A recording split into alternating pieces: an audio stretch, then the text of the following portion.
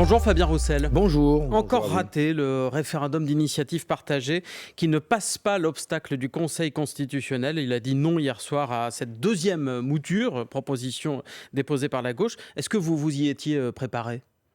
On avait préparé les deux options. Il y avait un faible espoir, mais le combat continue. Le combat continue parce qu'une très grande majorité de nos concitoyens, des travailleurs, sont aujourd'hui toujours opposés à cette réforme des retraites à 64 ans, injuste, dure pour le monde du travail. Nous allons donc continuer le combat.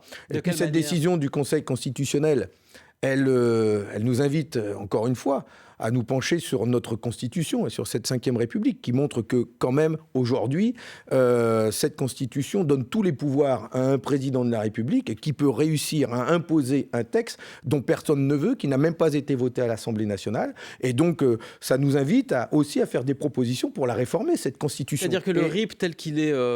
tel qu'il existe, tout est fait pour qu'il ne passe pas. C'est ce qui est, si le président de la République envisage une réforme de la Constitution comme il l'a annoncé, eh bien nous serons présents, et je l'annonce, pour ce qui concerne les députés, sénateurs, sénatrices communistes, pour proposer le retrait du 49.3 de notre Constitution. J'espère qu'il y aura une majorité pour voter le retrait du 49.3 de la Constitution. Ça ne va pas être proposé par Emmanuel Macron. Nous déposerons un texte dans le cadre de cette réforme constitutionnelle pour retirer le 49.3 de la Constitution, mais on verra bien qui vote pour ou contre, y compris à droite, chez les centristes, et la majorité. Et les Français le verront bien. Et concernant le RIP, comme aujourd'hui, moi, je respecte les institutions, je respecte la décision du Conseil constitutionnel, mais je vois bien qu'il est difficile... Vous ne dites pas, vous, que c'est une décision politique. Vous faites partie de ceux à gauche qui ne disent pas « Attention, les sages sont politisés ». Je crois qu'il y a beaucoup de choses à revoir, y compris dans la nomination des membres du Conseil constitutionnel qui, pour le coup, ne sont pas des constitutionnalistes, ce sont des responsables politiques. Mais il n'y en a pas un qui a fait du droit là-dedans, hein. Ce n'est pas des constitutionnalistes. Il y en a qui ont fait du droit, mais c'est pas... Bref, oui. Il y a besoin aussi de réformer, de modifier notre Constitution pour permettre à nos concitoyens d'avoir le droit d'accès à un référendum d'initiative citoyenne.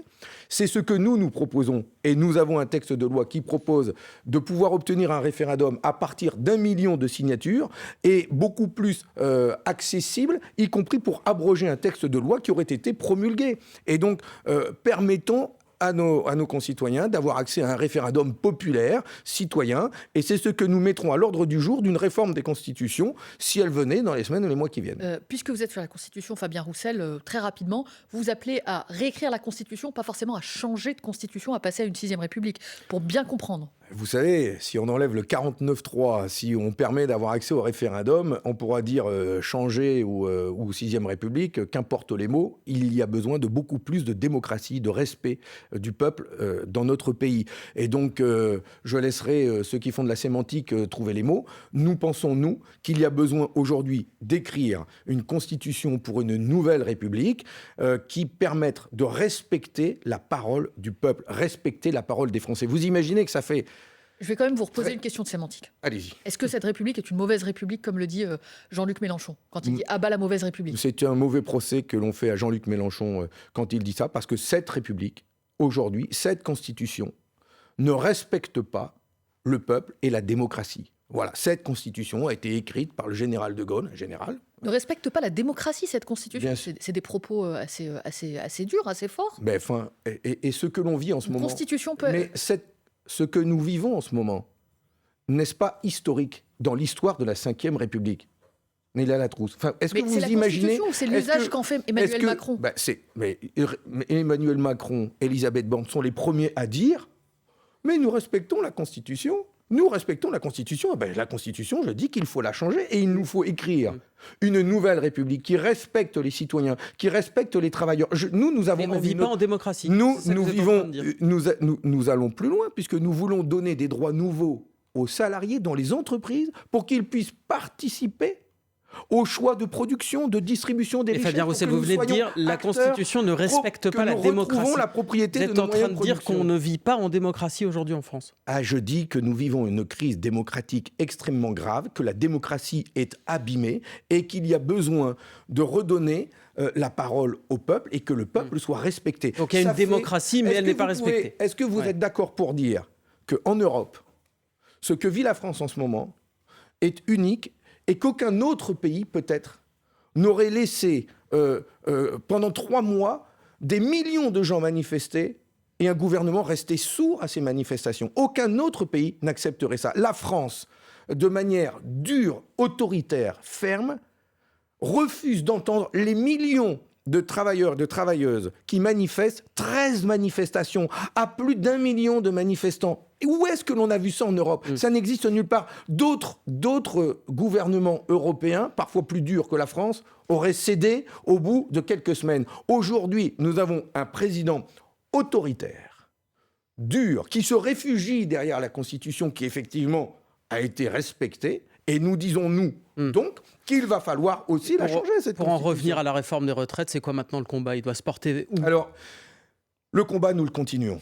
Ferme, déterminé, ouvert, rassembleur, avec l'intersyndicale. L'intersyndicale nous donne rendez-vous le 6 juin. Et j'appelle les Français, les salariés, la jeunesse à être présents, toujours mobilisés, très fort. Il y a la question de la réforme des retraites, il y a la question des salaires, du pouvoir d'achat, de cette inflation qui nous tue tous les jours à petit feu. Ça, c'est dans un peu plus d'un mois. Mobilisons-nous, c'est le 6 juin. Il y a ensuite la date du 8 juin, où là, au Parlement, les forces politiques, le groupe Lyot, groupe divers gauche, centriste, et les forces politiques de gauche, de la NUPES, ensemble, nous allons tout faire pour avoir cette majorité à l'Assemblée pour voter un texte qui abroge la réforme des retraites qui vient d'être adoptée. En l'occurrence, l'article qui porte l'âge de départ à 64 ans. Vous avez déjà fait les comptes, vous avez les voix. Nous avons tous les espoirs, nous avons tous les espoirs pour dire que ce texte de loi pourrait être voté. Alors imaginez qu'en plus, il y aurait un vote contre cette réforme de retraite à l'Assemblée nationale. Quelle légitimité pour ce texte ? Ça veut dire, Fabien Roussel, que vous demandez par exemple à Renaissance de ne pas faire ce qu'on a vu en première lecture sur l'article 7 qui, lui, repoussait l'âge de départ, c'est-à-dire de l'obstruction parlementaire. Vous dites à la majorité, il faut en débattre cette fois. La majorité parlementaire qui nous a chambré sur le fait que nous faisions de l'obstruction sur son texte, eh bien, on verra de quelle manière ils vont se comporter, justement, quand ce texte du groupe Lyot arrivera à l'Assemblée nationale le 8 juin. Vous craignez de l'obstruction ? Ils seront au pied du mur. Moi, je crains rien. Je suis serein. Je suis serein et déterminé. Cool. Voilà. Il y a besoin d'apaisement, de débat démocratique. Je regrette que le gouvernement n'entende pas les mobilisations dans la rue, toujours aussi puissantes. Il y a donc ce rendez-vous du 6 juin à manifester. Ça, Il y a ce rendez-vous le 8 juin au Parlement. Et puis nous avons fait une autre proposition, parce que nous avons besoin de réfléchir ensemble. Tiens, vous nous la donnez juste après le fil info, Fabien Roussel, parce qu'on est déjà en train de prendre un peu de retard. 8h41, voici Sophie Echen. Emmanuel Macron de retour sur le terrain. Il est attendu en fin de matinée à Saintes, en Charente-Maritime, où il présentera les grandes lignes de sa réforme du lycée professionnel.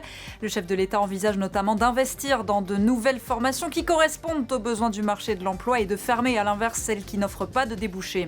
La mairie de Brie-sur-Marne, dans le Val-de-Marne, dépose plainte contre X après une cyberattaque contre son site internet. Un message en cyrillique sur la page d'accueil qui signifiait « Respectez la Russie, sinon nous continuerons à vous faire la guerre ». Les sites de plusieurs mairies ont été bloqués le week-end dernier. C'est une première dans le monde. Un vaccin contre la bronchiolite chez l'adulte est approuvé aux États-Unis. Celui-ci est destiné aux 60 ans et plus. Le virus très répandu chez les nourrissons touche aussi les personnes âgées.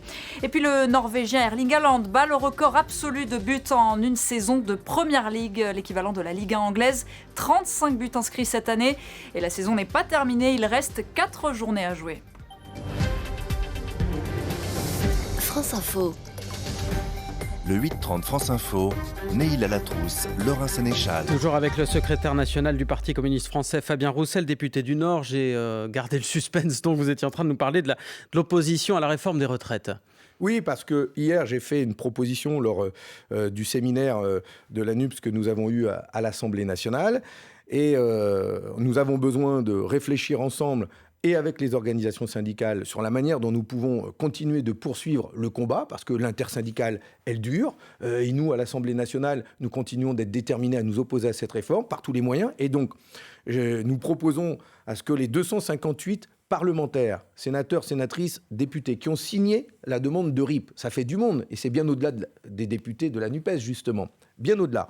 Eh bien, je propose que ces 258 parlementaires se réunissent en séminaire avec l'intersyndicale pour que, ensemble, nous puissions écrire la manière dont nous allons continuer de nous opposer à cette réforme. Y compris après le 6 juin ? Y compris après le 6 juin, c'est ça que nous devons écrire. Comment nous allons continuer ? Nous avons chacun un rôle à jouer indépendamment de nos responsabilités. Les syndicats ont leur propre rôle à jouer dans les entreprises, dans les mobilisations, et nous, au Parlement aussi. Et donc, nous devons ensemble échanger et avancer ensemble, chacun en marchant sur notre jambe, mais nous pouvons ensemble avoir des propositions à soumettre aux Français pour poursuivre le combat. C'est très important de montrer que nous restons unis, et les syndicats et les forces de gauche, et même au-delà, puisque c'est 258 députés, sénateurs, ça va au-delà des forces de la NUPES, c'est important de montrer qu'ensemble, nous pouvons continuer à nous opposer, et c'est ça que les Français attendent. Ça inclut de par nous. exemple les Républicains, Aurélien Pradier et les quelques députés qui ont voté la motion de défiance. Les 258 signataires du RIP, non.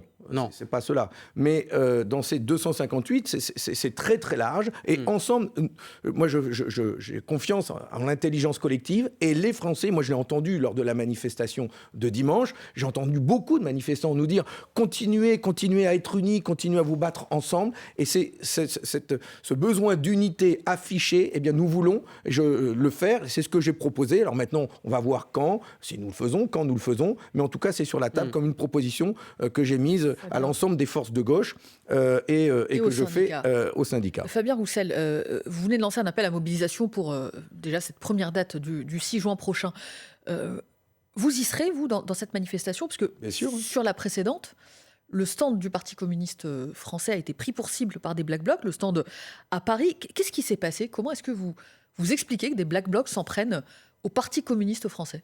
Ils ne s'en prennent pas qu'au Parti communiste français, d'abord.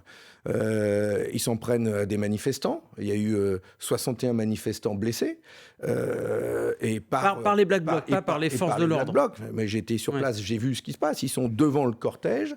Ils s'en prennent aux policiers, violemment. Ils s'en prennent aux bâtiments publics, à ce qui représente l'État, à ce qui représente les banques aussi. Donc c'est terrible. Mais ils déposent dans les manifestants, ils déposent des bombes, des pétards énormes, agricoles, entourés de ferraille, et qui explosent comme des bombes pour blesser gravement. Mais pourquoi ils vous mettent dans le même camp que les bâtiments publics, que les policiers ? Nous avons 3 camarades de chez nous qui ont été grièvement blessés, dont l'un qui a eu des points de suture, il a eu les jambes lardées par ces bouts de ferraille, et c'est extrêmement dangereux. Et ils s'en prennent comme ça tout le long du cortège à ceux qui se trouvent devant eux. Ils sont minoritaires. Ils détournent la cause qui nous unit, nous, contre cette réforme de retraite, alors que nous devrions être tous ensemble contre cette réforme des retraites. Donc, je les dénonce régulièrement. Mais qu'est-ce qu'ils cherchent en se prenant à vous, comme aux policiers, comme aux bâtiments publics ? Pourquoi est-ce qu'ils vous mettent dans le même sac ? C'est à eux qu'il faut poser la question. Un jour, essayez de les interroger. Ils sont à visage découvert, ils restent anonymes. À visage couvert. C'est pas décourageux quand même.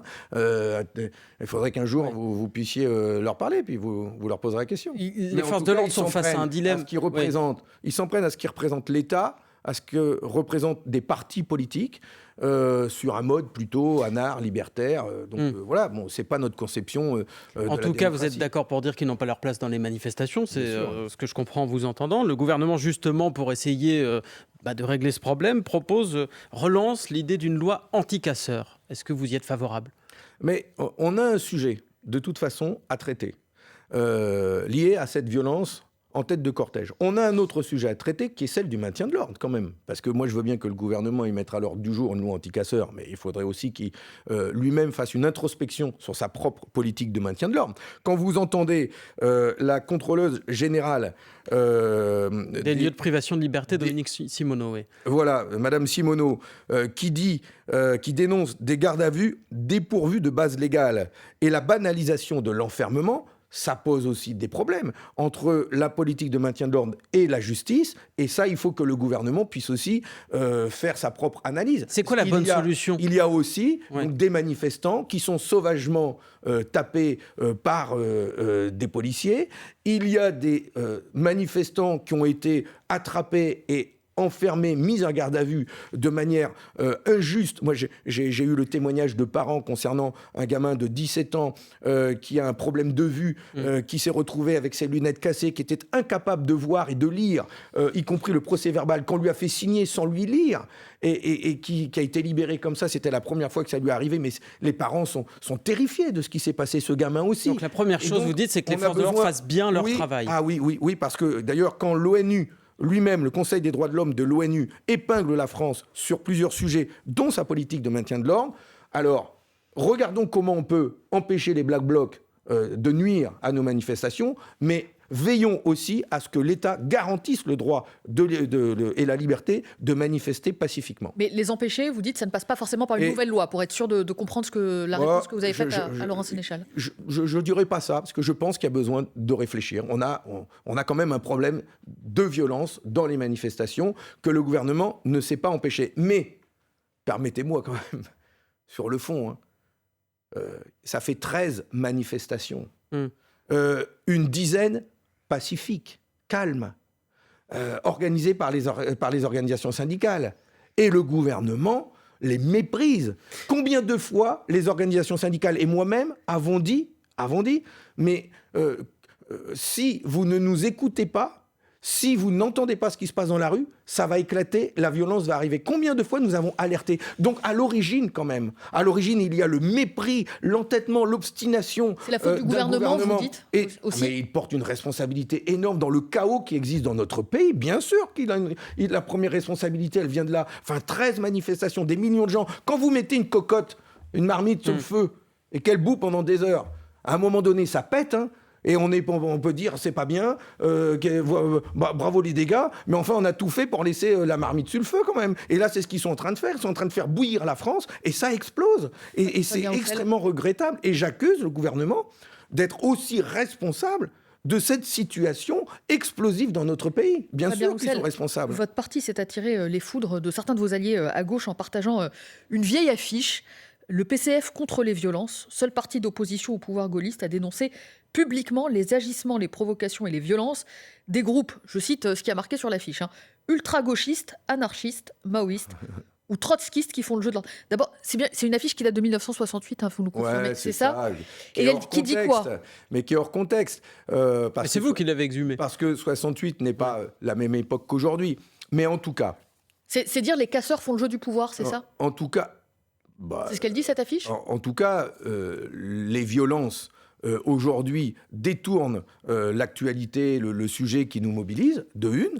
Et de deux, cette affiche, elle rappelle une chose, c'est que nous, communistes, de tout temps, nous avons toujours dénoncé les violences comme un moyen d'obtenir gain de cause sur une revendication.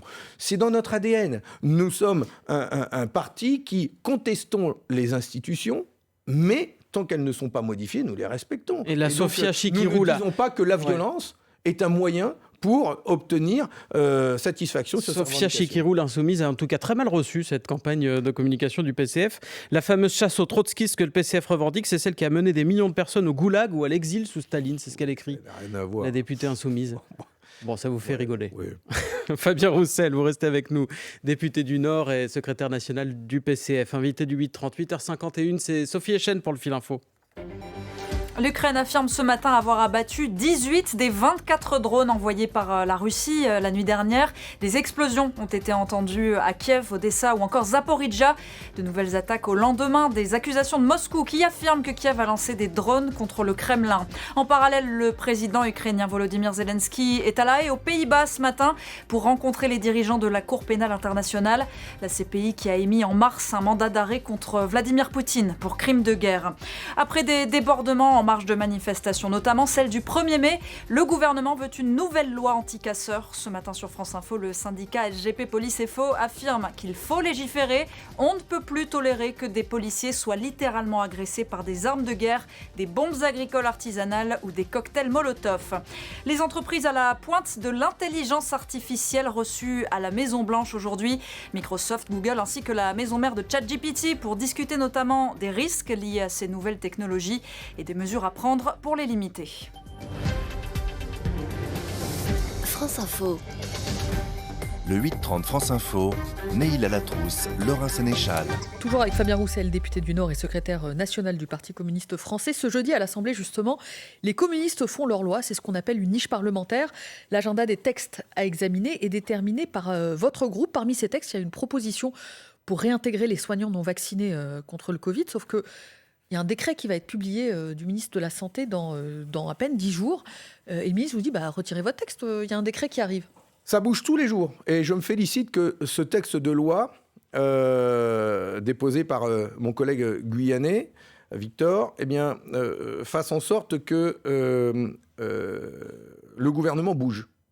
Et encore hier, il a envoyé un message disant que dans les jours qui viennent, nous allons publier un décret. Donc nous attendons ce matin. Ça, c'est pas nouveau, Fabien Roussel. Le gouvernement, le ministre de la Santé, François Braun, a dit « J'attends l'avis de la Haute Autorité de Santé », avis qui a été donné, qui est favorable, et maintenant il publie un décret. Eh bien, nous attendons donc ce qu'il va nous dire ce matin. Et si il va vous dire qu'il va publier un décret dans 10 jours pour intégrer les soignants. Nous voulons savoir concrètement ce qu'il y a dans ce décret. Nous voulons avoir des garanties. Et nous verrons et nous agirons en conséquence. Peut-être qu'on le retirera si toutes les garanties sont données. Il y a un autre texte qui a été retiré. C'est celui qui proposait de surseoir à la privatisation des lignes RATP à Paris. Vous avez annoncé hier soir à 10h que finalement ce texte ne sera pas présenté aujourd'hui. Pourquoi ? Non, parce que le gouvernement, sa majorité, a perverti ce texte. Nous avons effectivement, à l'initiative de mon collègue Stéphane Peu, et aussi derrière l'ensemble des élus communistes, des militants communistes de la région Île-de-France, qui se battent depuis des mois avec une pétition contre la privatisation de la RATP. Avec, vous avez vu d'ailleurs, la cacophonie. C'est pas toute la RATP, c'est les lignes de bus. Les lignes de en bus. région Île-de-France. Déjà aujourd'hui, vous voyez les lignes de bus supprimées, le chaos organisé. Bref. Pétition, c'est populaire et on le traduit en loi avec ce texte demandant le report au moins le report de 4 ans. C'est-à-dire de 4 ans, c'est-à-dire après les élections régionales. Pour pouvoir redonner la parole aux citoyens avant cette privatisation, pour que peut-être demain, il y ait à la tête de la région une nouvelle majorité de gauche qui reviendrait sur la privatisation. Donc vous voyez, c'était pas méchant, c'était au moins ça.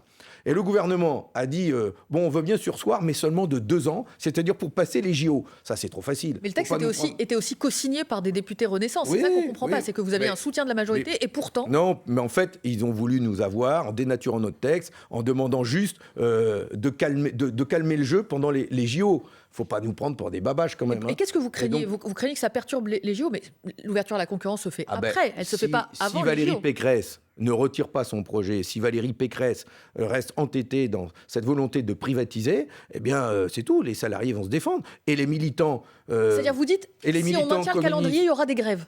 Et ça va nuire à l'organisation des Jeux Olympiques. Je laisse à chaque fois les organisations syndicales faire leur choix sur la manière dont ils organisent leur mouvement. Cette privatisation de la RATP, elle pénalise les familles des quartiers populaires, les jeunes qui ont besoin de bus pour aller à l'école. Elle pénalise tout le monde. Les militants communistes, le groupe communiste à la région, Céline Malézé, sa présidente, mène un combat depuis des semaines, des mois là-dessus. Ils verront comment ils vont continuer à poursuivre ce combat jusqu'aux prochaines élections régionales. Pourquoi aujourd'hui il n'y a aucun texte qui porte sur le pouvoir d'achat ?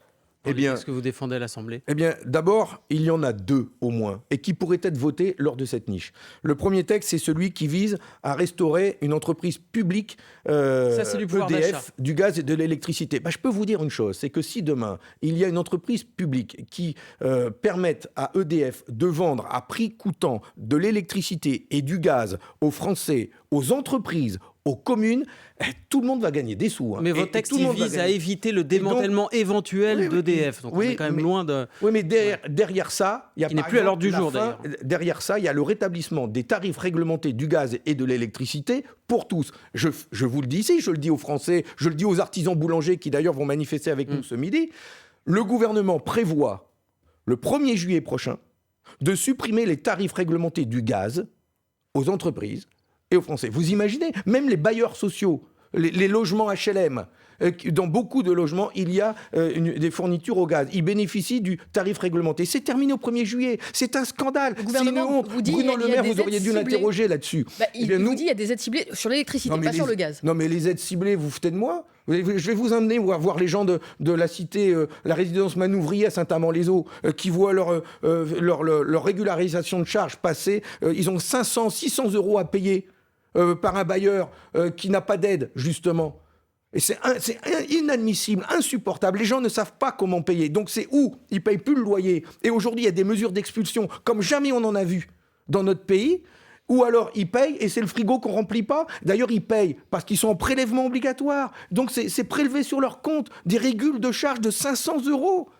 Et là, ils nous disent, au 1er juillet, c'est fini, il n'y aura plus de tarif réglementé du gaz. C'est une honte. Donc ce texte de loi, j'espère qu'il sera voté. Et ça, c'est un vote en deuxième lecture parce qu'il est passé au Sénat, il a été modifié, on va le rétablir avec nos collègues socialistes. Il avait été voté en première lecture à l'Assemblée. Ouais, c'est important et donc, c'est la deuxième lecture. Oui. Et avec mon collègue Sébastien Jumel, qui est à la pointe de ce combat, j'espère que ce texte sera voté. Et c'est du gain de pouvoir d'achat tout de suite pour les Français. Et le deuxième texte, c'est celui qui va arriver à la fin, qui peut être voté. C'est sur l'indexation des dotations globales de fonctionnement des communes, les DGF.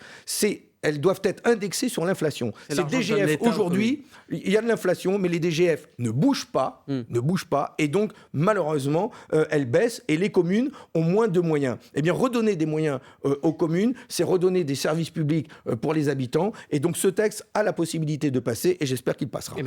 Aujourd'hui, je vous dis, on a un texte de loi... Juste comme le redisait Laurent, la DGF, c'est l'argent que l'État donne aux communes, voilà, pour bien repréciser. Voilà. Oui, c'est un peu technique. Fabien Roussel, merci. On verra le vote ce soir. Ce texte de loi sur l'indexation de tous les salaires sur l'inflation, c'est urgent que le gouvernement s'en saisisse parce que je pense à tous les salariés aujourd'hui qui ne voient pas leur salaire augmenter alors que l'inflation elle est de 15% pour l'alimentation. Ça, c'est l'urgence. Fabien Roussel, merci beaucoup, invité du 8h30. Bonne journée.